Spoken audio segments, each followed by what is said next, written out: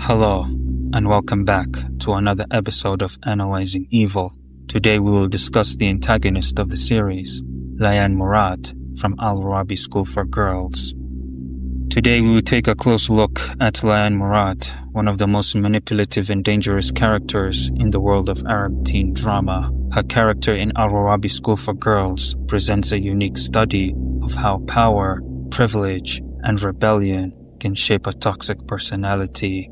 Layan hides cruelty behind charm and elegance, and her downfall shows us how unchecked ego and secret rebellion can destroy even the most privileged lives. Layan was born into luxury. Her father is wealthy and well-connected. Her family name opens doors, and her looks make her popular. But her home life isn't as perfect as it seems. Her mother is emotionally distant, and her older brother Hazem rules the house with an iron fist. Hazem is overprotective and possessive, constantly checking her phone, asking who she's talking to, and controlling her every move. In this suffocating environment, Layan developed her personality as a means of survival. She became clever, secretive, and manipulative. She learned early on that people responded to her beauty and soft voice. She didn't need to ask twice for something. One look, one smile, and others gave her what she wanted. This is where her ego started to grow.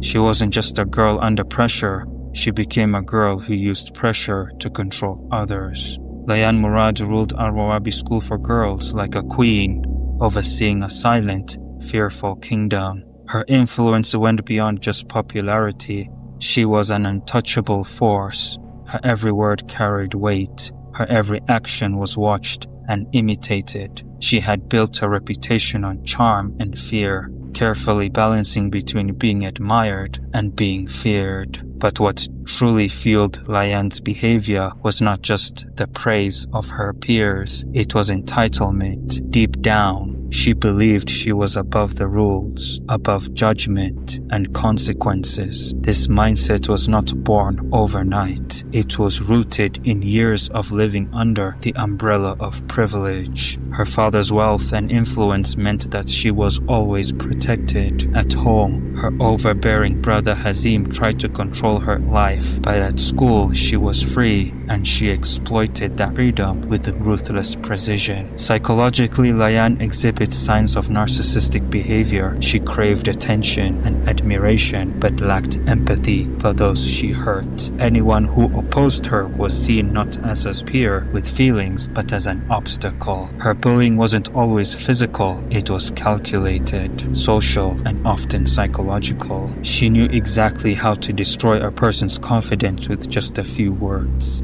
In Layan's mind, the world revolved around her. She believed she deserved admiration, leadership, and immunity, not because she earned them, but because they were owed to her. This sense of entitlement gave her a false sense of superiority that she projected onto others. She walked the hallways not as a student, but as royalty. Her influence was corrosive. Teachers looked the other way. Students followed her blindly. She normalized toxic behavior, making cruelty look like confidence, and manipulation seemed like intelligence. The school environment became one where right and wrong were bent to suit her desires. Every time she got away with breaking the rules, she was reinforced with the belief that she was invincible. The illusion of invincibility is what made her so dangerous. She didn't fear consequences because she had never truly faced any. And when someone finally stood against her, like Mariam, it didn't humble her, it enraged her. She couldn't comprehend losing. That wasn't part of her world. Her ego became inflated.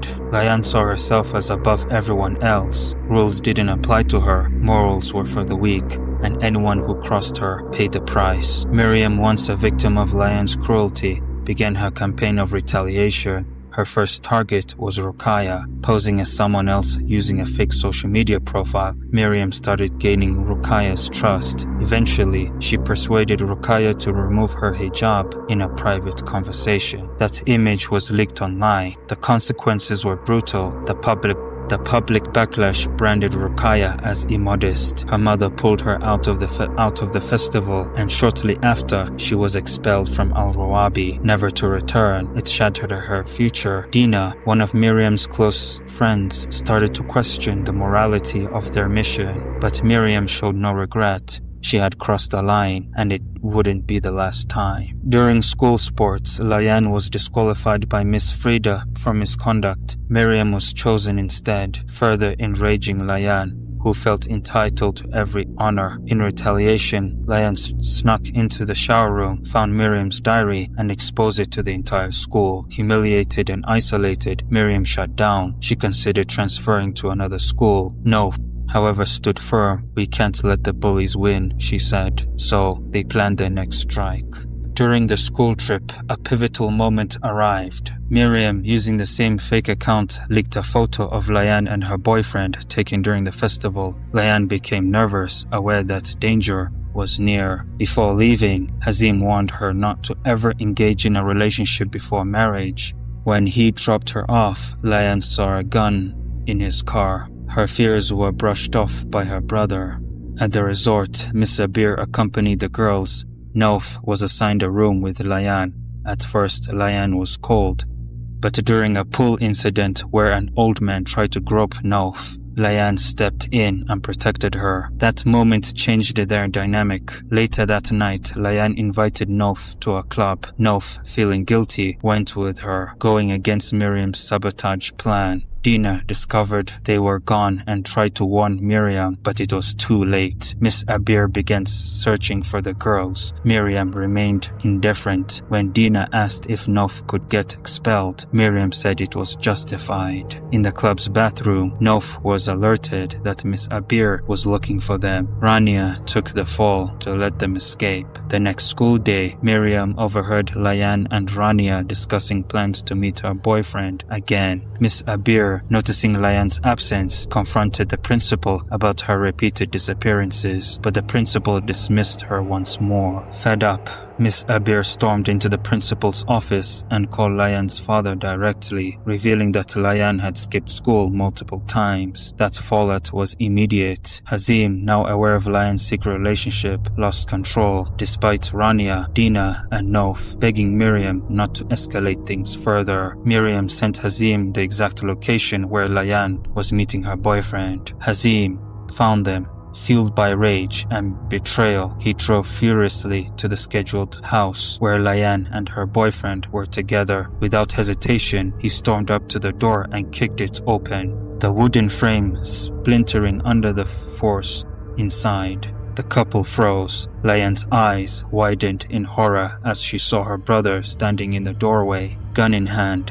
Fury in his eyes, her boyfriend tried to shield her, but Hazem shoved him aside. He pointed the gun directly at his sister. Tears streamed down Layan's face as she pleaded, "Please, Hazem, let me explain."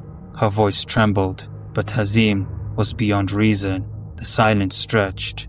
Then Layan, trembling and cornered, slowly closed her eyes. With a whisper, she said, "Do what you must, Hazem."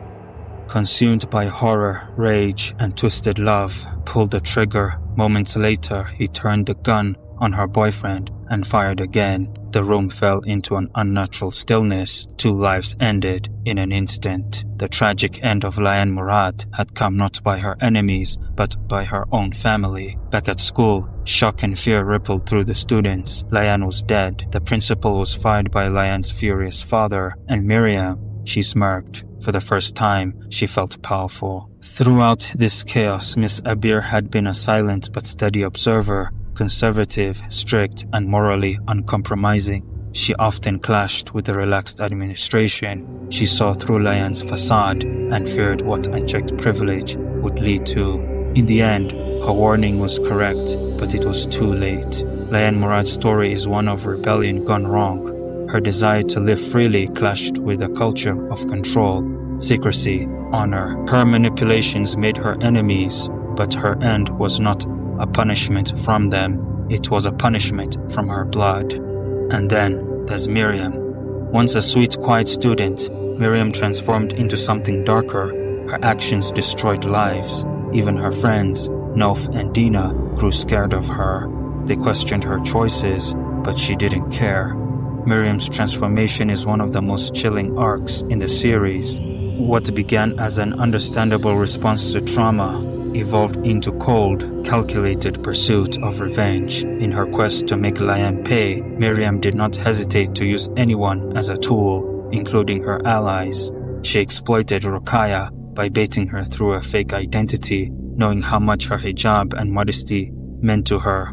She involved Rania indirectly in the exposure that led to Hazem to Layan. Even though Rania had tried to warn Layan about the risks, each decision Mariam made chipped away at her conscience. As the season nears its end, we witness a Mariam who is no longer the victim. We see someone who has adopted the cruelty of those she once despised. Her smirk at the news of Layan's death reveals just how far she has fallen. There is no relief, no justice, only satisfaction in destruction. Even her friends Nauf and Dina are horrified, realizing that Mariam's sense of right and wrong has completely eroded. Her revenge led to real bloodshed. Her manipulation of events caused not just emotional pain, but the actual death of Layan and her boyfriend. The tragedy was not poetic justice, it was fatal, irreversible act. So we ask you, was Mariam right to destroy Layan, or did she lose herself in the process? Did she become the very thing she sought to fight? Was her revenge justice, or was it evil wearing a victim's face? Was revenge justified, or did she become something worse than the bully who hurt her? Thank you for joining us in this in-depth episode. Until next time, stay sharp and stay aware.